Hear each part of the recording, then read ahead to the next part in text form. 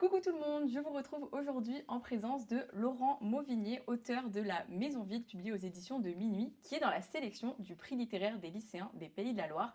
Et on ne peut pas parler de ce prix sans évoquer le prix Goncourt, qui est un prix que vous avez remporté il y a quelques mois. Est-ce que c'était un de vos objectifs en tant qu'écrivain, d'avoir le prix Oh Goncourt un jour? non, quelle horreur, j'ai pas d'objectif. Non, mais j'ai pas d'objectif en écrivant. Ah non, non, non, non. Il y a des gens qui écrivent en se disant je veux avoir un prix, je veux avoir un prix. Mais moi, ça fait bientôt 30 ans que je publie des livres. Alors, si j'écrivais pour avoir des prix, ça ferait 30 ans à peu près d'échecs, en fait, puisque... non, non, puis je crois que ce qui fait le succès d'un livre, c'est une rencontre à un moment donné avec des lecteurs, mais c'est une rencontre un petit peu pas indépendante de la volonté de l'auteur, mais enfin, qui peut pas se préméditer. Sinon, alors il y a des gens qui font des coups, ils font des livres à succès, bon, Oui. mais c'est un autre métier, c'est pas le mien. Oui, vous, votre métier, il est sur le long terme, Ouais, je crois. Ouais. depuis plus de 30 ans donc. Ouais. Quelle a été la genèse de ce roman-ci? Comment vous est venue l'envie d'écrire ce livre? Alors ça, c'est une question qui déjà mériterait un week-end entier. Ça tombe bien, nous avons Ouais, 48 heures. voilà. Non, c'est difficile de répondre à cette question parce que c'est un livre qui a été construit à partir de plusieurs sources différentes. Vous savez, il y a des livres qu'on écrit parce que on est écrivain, alors tous les 2 ou 3 ans, voilà, d'un seul coup, on a une idée, mais cette idée, elle vient parce qu'on rencontre des choses dans notre vie, et puis d'un seul coup, on se met à écrire un livre. Et puis il y a des livres qui viennent de plus loin et qu'on écrit parce qu'au fond, on les portait en soi avant même d'écrire. Et ça, c'est un livre que je peux dire, c'est peut-être des images, des histoires qui m'ont porté vers l'écriture. C'est peut-être ce livre-là, il trouve sa source bien avant, il trouve sa source dans l'enfance, dans l'adolescence. Quand j'étais, voilà, j'ai entendu beaucoup de récits par ma mère sur mes grands-parents, arrière-grands-parents, tout ça, et notamment le fait que je voyais les photos de ma grand-mère qui avait disparu, enfin où le visage était enlevé, etc., découpé. Et quand je posais des questions, on ne me répondait jamais. Et évidemment, moi, j'écrivais pas à ce moment-là, j'étais enfant. Et ça m'a tellement marqué, ça, que je pense que ça a presque décidé de ma vie d'écrivain, d'une certaine manière. Donc après, je pourrais pas vous dire pourquoi ce livre-là, je l'ai écrit maintenant. Enfin, Oui, pourquoi à cette période-là, pourquoi alors qu'il vient de Alors, si longtemps? il y a une chose que je peux quand même dire, c'est que on se lance pas dans 700 pages comme ça en étant un jeune romancier qui connaît pas son métier. Il faut quand même là, il y a quand même une part très technique, il faut se sentir quand même capable de le faire. Et je pense que j'étais pas capable avant, quoi. Finalement, là, c'était le moment, après C'était le tous moment. ces livres parus, Ouais. pour cette expérience nouvelle. Est-ce que ce récit, on peut le qualifier d'autobiographique, d'historique, de récit de fiction? Comment est-ce que vous le qualifieriez? Pas d'autobiographique, d'abord parce que, en fait, ou alors ce serait une autobiographie. Vous savez, c'est cette idée, les gens. Je me souviens une fois, quelqu'un me parlait de son bébé, était très content de me parler de son bébé, puis en me disant ah ben ce bébé, il est innocent, il est comme ça, il arrive comme ça.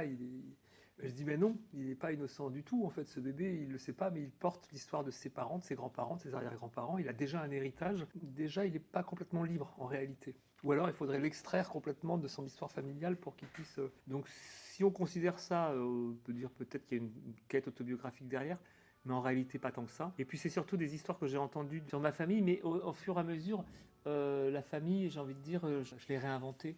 C'est d'abord un roman quand même. Oui. Alors d'ailleurs c'est drôle parce que le narrateur, effectivement, c'est un jeu qui part à l'enquête, qui remonte comme ça sur sa propre famille. Mais ce qui est amusant, c'est que, je m'en étonne encore, hein, c'est que personne ne me pose la question de savoir si ce jeu c'est moi. Il n'y a pas une seule fois où mon nom est écrit dans le livre. Alors on sait que le narrateur, je suis en train d'écrire ce livre, nanana, je fais ceci, je fais cela, mais pour tout le monde c'est évident que ce jeu c'est Laurent Mauvigné, Oui, c'est vrai. mais où est-ce que c'est écrit? Nulle part. Non, Et, mais c'est vrai que vous nous piégez un petit peu avec les noms plusieurs fois dans le ouais, livre, ouais, ouais. puisqu'il y a plusieurs personnages qui n'ont pas de nom, ou alors dont les noms sont révélés bien plus tard. Mm. Donc c'est vrai que ça pose question sur ce jeu. Bah, puis surtout, c'est vrai que pour le coup, les noms qui sont indiqués sont vraiment à peu près tous des noms de personnes ayant existé. Ça, c'est vrai. Et puis, il y a des choses qu'on peut repérer. Mais c'est quand même, il y a plein de choses qui sont vraiment de l'ordre de la fiction. Donc, en fait, ça correspond à un fantasme que j'avais il y a très longtemps. J'avais envie de faire un roman où vraiment tout serait inventé, tout serait fictionnel, mais en créant des preuves, Oui. des fausses preuves. Vous voyez, par exemple, j'avais envie de faire des fausses cartes d'identité. Oui. Je voulais que mes personnages aient vraiment une une identité, que vraiment on ne sache plus faire la part entre fiction et réalité. Et d'une certaine manière, ce livre-là correspond un Oui, peu à ça. j'allais dire que vous avez un peu réussi à le faire, même si ce sont des Ouais, personnes réelles, en leur inventant plein de pans de leur vie, ouais. ça les Surtout crée que fiction. plus on descend dans le temps, c'est-à-dire plus on remonte vers le 19e siècle, plus évidemment ça devient fictionnel parce que moi 14-18 j'y étais pas Oui, et plus personne n'y était et tout ce qu'on en sait finalement c'est des images. Certes on a des documents historiques bien et tout sûr. ça, mais on a d'abord un imaginaire lié à des romans, lié à des films ou des choses qui... Et puis par exemple quand vous remontez encore un petit peu, moi, par exemple d'écrire le personnage de Firmin, si on écrit le type en redingote ou je sais pas quoi, forcément on va penser à un roman de Zola ou de Balzac. C'est impossible d'imaginer ça comme une réalité, c'est de la Oui, c'est fiction vrai. pour nous, quoi. En plus, Zola est mentionné dans Mm. dans le roman, Mm. Les Rougon-Macquart. Quel temps cela vous a pris d'écrire ce livre aussi? Parce que on se dit qu'avec autant de pages, ça a été extrêmement long, mais peut-être qu'on va être surpris Ça a pris, je dirais, 3 ans, quand mais je même. dirais quand même 3 ans plus 40 ans, en Ok, fait. bah oui, c'est ce qu'on disait au début. Bah ouais, Il y a voilà, c'est un c'est que, long cheminement bah qui a oui, c'est mené ça. à ce début C'est toujours d'écriture. cette question du temps d'écriture d'un livre, elle est toujours étrange parce que, en plus, ça ne veut pas dire grand-chose. Parce que je sais, par exemple, il y a des livres, j'écris des livres courts, je sais Oui, pas, de 120 pages, sur 3-4 mois, par exemple, et il y a des pages, des passages courts qui m'ont demandé un mois, oui, et puis à un moment, en une semaine, je pouvais faire 50 pages. Donc c'est vrai que oui. c'est pas très révélateur en réalité. Ce qui est peut-être plus intéressant, plus révélateur, c'est le temps passé sur la réécriture. Mm. Parce qu'en fait, un écrivain, c'est pas quelqu'un qui écrit, c'est quelqu'un qui réécrit. On passe quand même beaucoup de temps à retravailler, à revenir sur ce qu'on a fait. Le Oui, premier jet, tout ça, le travail comme ça, c'est plutôt rapide. C'est plutôt après quoi que ça se oui. complique. Mais c'était une question que je voulais vous poser. Justement, je me demandais si dans votre travail de réécriture aussi, est-ce qu'il y a une grosse part de lecture à voix haute de vos textes ou pas du tout? Jamais, Jamais? jamais. Moi, j'écris avec des boules qui au contraire, je fais D'accord. tout l'inverse. On n'entend jamais votre texte. Non, mais Enfin, vous ne l'entendez jamais. en même temps, si, mais j'ai besoin de l'avoir en bouche, mais c'est un truc rythmique, c'est plutôt...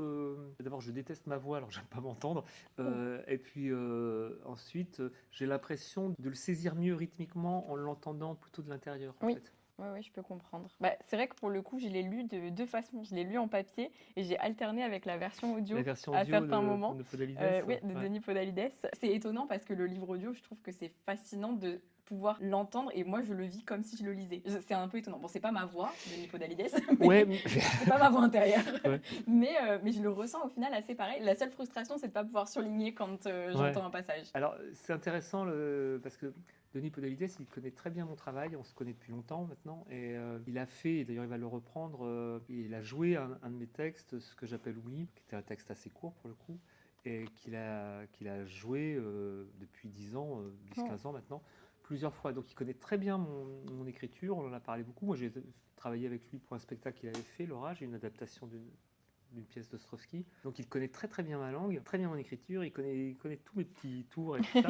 Et donc ce qu'il fait pour la lecture, là, c'est vrai que c'est vraiment bien parce que c'est très très juste, c'est très proche de ce que moi j'entends. Ah ouais. Ce qui est d'ailleurs pas évident en lecture audio, enfin en écoute audio ou bah, lui de le lire, puisqu'on n'a pas vraiment de dialogue dans tout votre livre. Tous les dialogues sont incarnés dans la Ouais, narration, incorporés à la narration, et en même temps il le fait très bien puisqu'on arrive à distinguer ouais, finalement les personnages. ouais, ça c'est fort parce que c'est vrai que c'est très difficile. Moi je sais que quand je dois faire une lecture publique, j'ai un Mm. peu de mal parce que autant je l'entends très bien pour Oui, moi, mais autant le travail comme ça de le vocaliser, c'est pas évident parce qu'il faut quand même, effectivement, les dialogues sont pris à l'intérieur de la langue et donc c'est des ruptures de ton qui doivent oui, s'intégrer au rythme du mouvement. oui, sans pause finalement, Voilà, sans passage à la ligne voilà, de... donc c'est pas simple, mais il le fait très bien.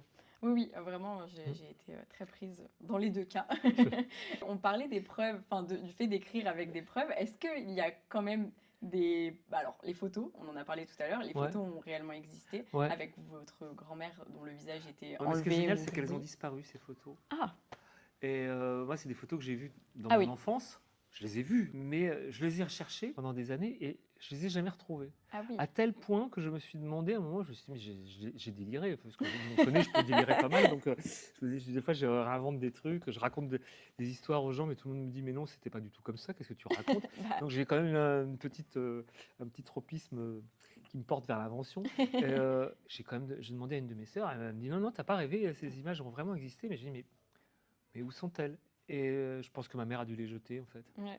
Au final, vous ne vous êtes pas appuyé sur ces images Ben durant non, l'écriture, au je me final. C'est suis vraiment des appuyé sur le... souvenirs. Ouais, ouais. Et pour tout ce qui est lettres, c'est pareil, C'est c'est pareil. que de l'invention.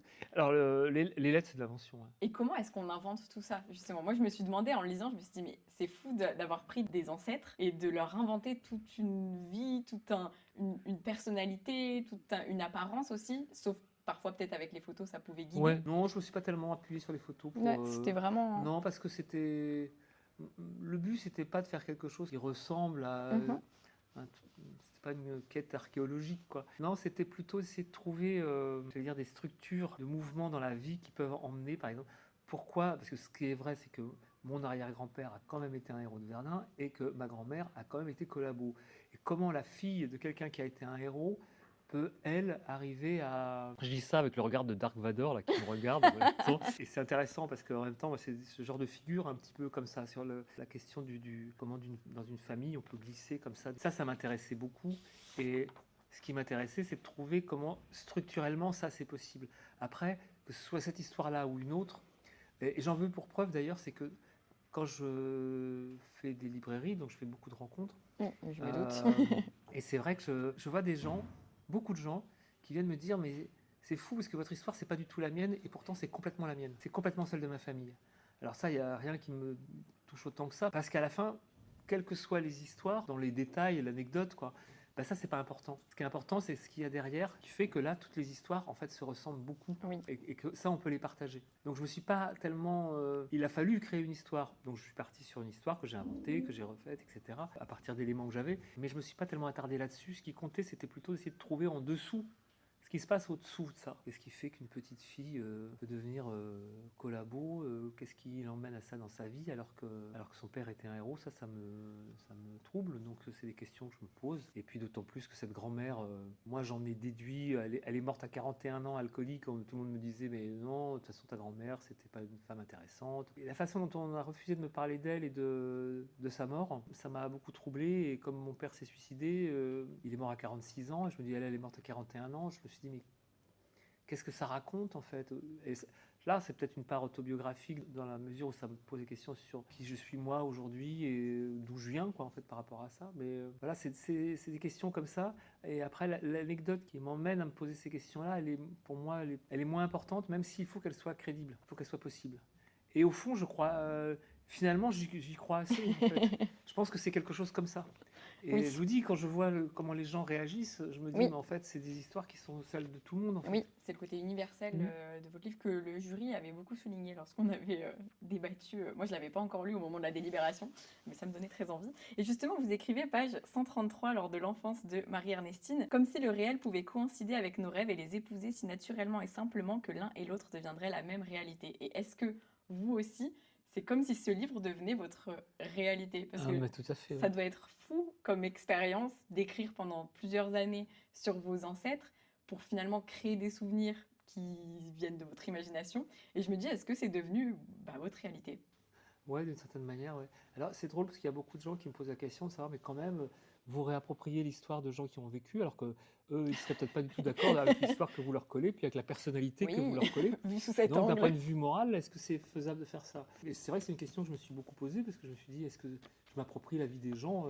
Est-ce que j'ai le droit moral de le faire? Mais j'allais dire, j'ai pas plus le droit moral de le faire que eux n'ont eu le droit moral de m'imposer l'héritage que j'ai reçu. Il est vrai. Donc moi j'ai un héritage, je me débat avec. Ils ont sans doute fait ce qu'ils ont pu dans leur vie, moi je fais ce que je peux avec ma vie, et puis tout va bien. Et comme vous l'avez si bien dit, le jeu n'est peut-être pas vous.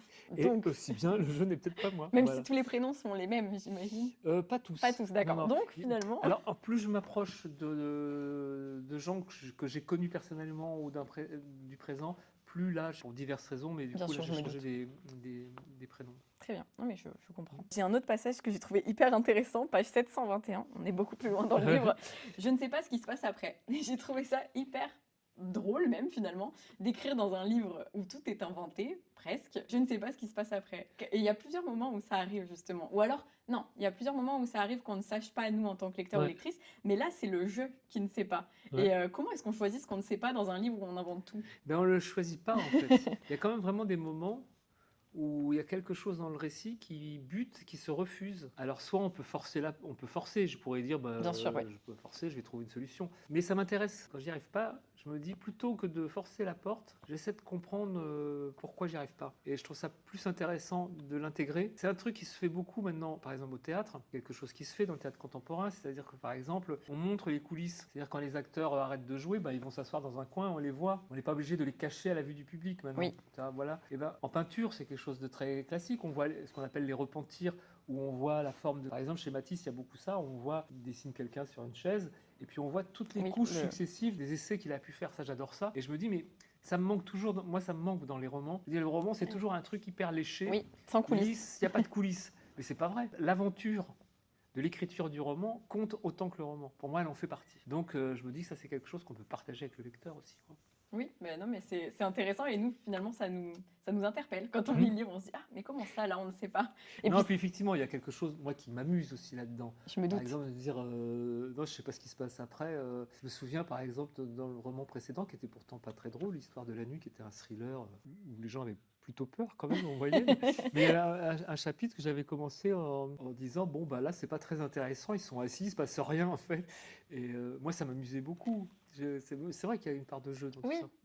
Bon, j'allais dire c'est pas un livre drôle, mais ça ajoute cette petite touche finalement de jeu, un peu d'ironie. Oui, non mais tout à fait. En lisant, alors c'est rigolo, je me suis vraiment sentie comme quand j'étais ado et que on me faisait lire un roman de Zola au début. Je me suis dit oula, 750 pages, ça va être un sacré pavé. Et en plus, on est vraiment sur un livre qui va brasser plein de décennies, de siècles. Ouais. Et en même temps, en lisant, j'étais soulagée finalement par rapport à l'ado que j'étais à l'époque de lire un livre plutôt moderne qui est, alors moi en tant que femme je me suis plus reconnue dans les personnages féminins qui sont quand même pour moi les personnages principaux du livre, même s'il y a quand même des portraits d'hommes aussi, et c'est vrai que ça reste un livre que je trouve finalement moderne et engagé aussi sur la cause des femmes, parce que on va dresser des portraits très complets de Marie-Ernestine, de Marguerite, tout en expliquant un petit peu toutes les violences qu'elles vivent au quotidian et qui se sont perpétuées depuis des décennies, des siècles, quoi. Ouais. Et ça, c'était rassurant, finalement.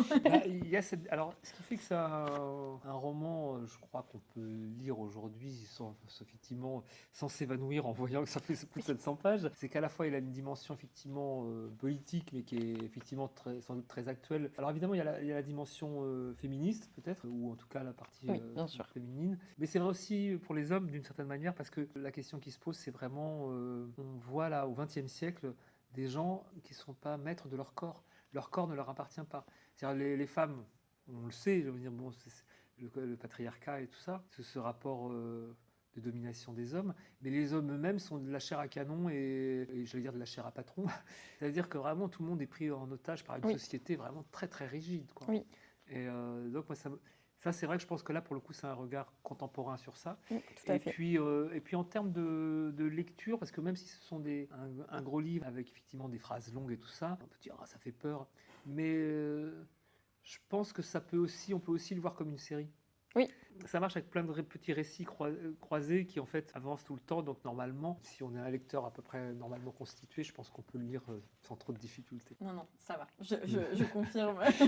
je lis pas tant de littérature générale que ça. Je suis quand même plus spécialisée en littérature jeune adulte. Donc c'est sûr que ça change forcément. Oui. Mais au final, on peut quand même s'identifier à beaucoup de personnages, s'y retrouver. Le côté universel dont on parlait tout à l'heure, il ressort vraiment. Et moi, je crois pas qu'il y ait d'opposition entre une grande littérature, non, tout à fait. Une littérature exigeante, un peu difficile, etc., avec une littérature qui soit en même temps ouverte et accessible au plus grand nombre. Oui, je suis tout à fait d'accord. Et d'ailleurs, c'est une adolescente qui a conseillé le livre pour le prix littéraire des lycéens des Pays de la Loire, ce qui nous a tous surpris quand même, parce qu'on s'est dit, elle a 16 ans et elle a proposé La Maison vide. Ça, c'est génial. Ouais, c'est génial. Ça fait vraiment plaisir. Et les adultes autour de la table étaient ravis en se disant, mais merci de l'avoir mis dans la sélection, parce qu'eux ne l'avaient pas lu avant, donc ils ne l'auraient pas proposé. Donc c'est quand même fou. Et en plus, on a délibéré la veille de la délibération du prix Goncourt, donc on ne savait pas encore. Ah ouais, pas mal, bien vu. Et on s'est dit, oh là là, mais s'il gagne le prix Goncourt, ça va être plus dur de le contacter de faire une interview, mais non, nous voilà. Mais voilà, c'est trop chouette de voir qu'une ado l'a conseillé, Ah ouais. qu'elle a adoré, elle en a parlé justement en disant que c'était universel, que ça racontait une histoire qu'on ne connaissait pas forcément toujours, en tout cas pas dans Bien tous sûr, les ouais. détails, même tout ce qui est guerre, etc. Et je me disais, bah vous, qu'est-ce que ça vous fait ressentir de savoir que des ados peuvent le recommander ou vont le lire là, Ah bah, moi, carrément. ça me fait extrêmement plaisir aussi parce que je n'oublie pas que j'ai été aussi personnellement un ado quand même, et que les lectures qu'on a dans l'adolescence, elles sont capitales dans notre vie de lecteur. C'est-à-dire que pour le coup, les grands romans que j'ai pu lire dans l'adolescence, ils sont encore aujourd'hui importants pour, ouais, dans ma façon de lire et dans la façon que j'ai aujourd'hui d'être un lecteur ou même d'être un écrivain d'ailleurs. Donc c'est une période très très importante et ça me fait extrêmement plaisir. Pour moi, ça c'est quelque chose j'allais dire, fondamental parce que le plus difficile, je pense que pour faire un vrai bon livre, je veux dire, c'est quelqu'un, vous voyez. C'est un objet qui doit être capable de parler à des gens extrêmement différents. C'est-à-dire pouvoir toucher à la fois des adolescents et des universitaires. Toucher un monde qui, a priori, ne se rencontre pas, ne Oui. vont pas forcément aimer les mêmes choses, etc. Si on arrive à faire un petit peu que chacun y trouve quelque chose qui lui parle, de là où il est, quoi. C'est des grands écarts comme ça, moi, que j'aime beaucoup et je trouve ça, c'est... Donc ça me fait extrêmement plaisir. Non, mais c'était super Mm. comme scène à Ouais, vivre. ouais, Parce ça je que, comprends. Ouais. et surtout comment elle en a parlé. Et c'est vrai que moi, en le lisant depuis, je me suis dit, oui, ça fait sens aussi que tout le monde puisse s'y retrouver parce que finalement, beaucoup de personnages, on voit leur vie pendant l'adolescence, puisque Ouais. c'est tellement une période fondatrice de qui on Bah, va bien sûr. devenir Ouais. que oui, on les suit de l'enfance. Mm. Mais l'adolescence prend une grosse importance pour Et moi. puis c'est vrai que dans mes livres, l'adolescence ça revient souvent. C'est vrai que l'adolescence, moi, c'est une période de ma vie qui m'a énormément marqué pour plein de raisons. C'était un des moments, je pense, les plus forts de ma vie. Et c'est vrai que c'est une période qui m'intéresse littérairement. Et aussi se dire que des gens de 16 ans peuvent retrouver quelque chose d'eux avec des personnages qui sont dans leur imaginaire vraiment des personnes âgées, des gens d'un Oui. autre monde, totalement un autre monde, des gens vieux, des gens vraiment d'une autre époque, d'un truc. Et se dire que malgré tout, au fond, ils peuvent s'identifier à ça. Ouais, ça c'est très important. C'est le cas en tout cas. Et j'espère que suite au prix, il y a plein d'ados qui vont le Bah, lire et j'espère aussi. qui vont pas avoir peur des 750 pages. Je vous jure que c'est super. Je vous le promets. Justement, alors c'est une question qui est trop difficile dans un contexte de livre comme celui-ci parce que je me demandais si vous aviez un personnage. Est-ce que vous avez un personnage que vous avez préféré écrire, même si c'est super dur puisque vous êtes quand même inspiré de personnes de votre famille. Donc c'est un peu compliqué, je trouve, de faire des choix. Non, mais c'est pas pour ça que c'est compliqué. Moi, c'est Paulette que j'ai adoré. C'est Moi, pour ça que je voulais vous en parler. Moi, je les aime tous, en fait. Je les aime tous, y compris ceux que j'aime pas. Ah, oui, Euh, je comprends. Je les aime tous.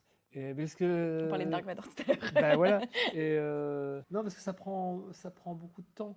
Ça prend énormément de temps. Bah oui, par exemple, Dark Vador, moi, c'est un personnage qui m'intéresse parce que dans la façon dont les films ont été construits, par exemple, les premiers films où on le voyait méchant, etc., où on revient à rebours, on reconstruit son histoire pour savoir comment il en est arrivé là, ça, c'est un truc que moi, je fais tout le temps. Oui. Et par exemple, il y a quelque chose comme ça, pour moi, dans l'histoire de Marguerite, il y a quelque chose comme ça. Comment on va essayer de comprendre comment quelqu'un arrive à être plutôt du mauvais côté, en fait. Oui. Ça, c'est des choses c'est des thèmes qui m'intéressent beaucoup. Rendre des antagonistes finalement Voilà, attachants.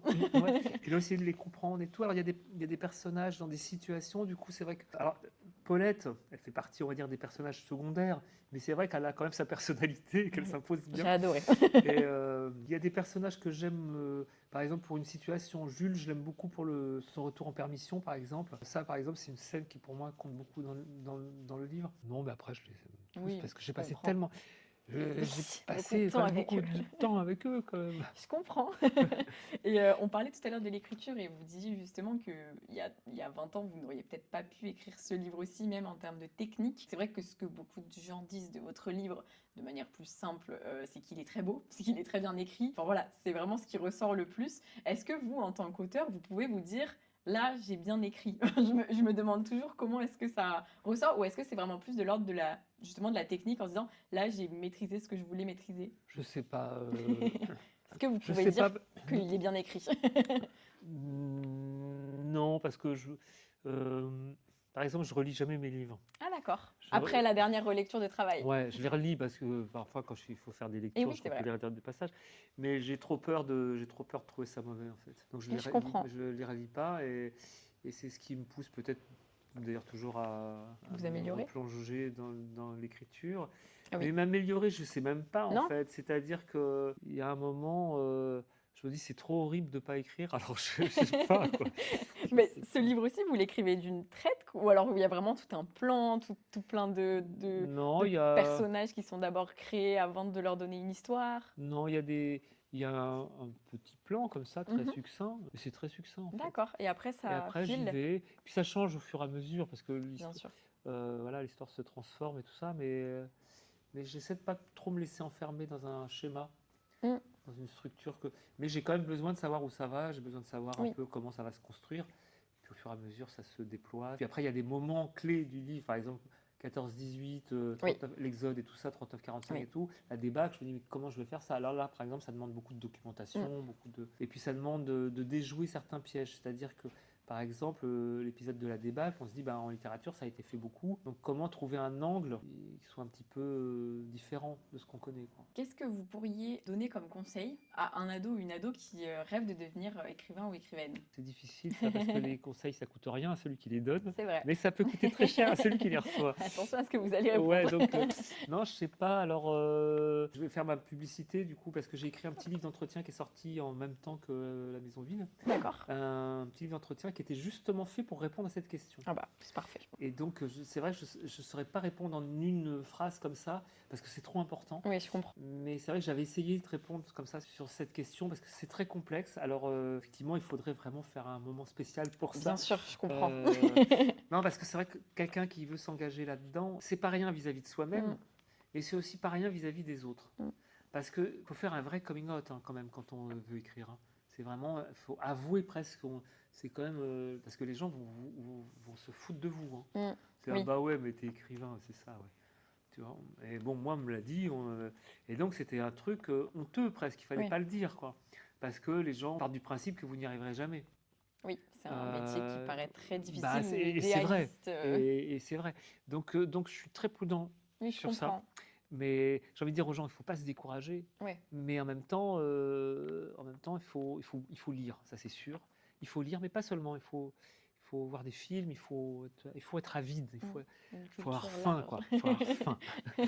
Et justement, cette faim d'écriture et de toute la Mm. culture de manière générale, ça vous vient de l'enfance ou pas? Est-ce que vous aimez écrire depuis toujours ou est-ce que c'est plus récent? Non, parce que comme vous l'avez dit, ça Non. fait beaucoup d'années que vous écrivez des romans. Mais est-ce que ça vient de l'enfance, adolescence? Ça vient de l'enfance, ça vient de. Je peux même dire exactement à quel moment. Ça vient de mes 9 ans, après un séjour à l'hôpital où on m'avait offert un livre de la comtesse de Ségur, Un bon petit diable. Et j'étais immobilisé dans mon lit d'hôpital et je lis cette histoire de cet enfant qui fait les 400 coups. Et puis la tante qui m'avait offert ce livre, elle m'avait offert un cahier.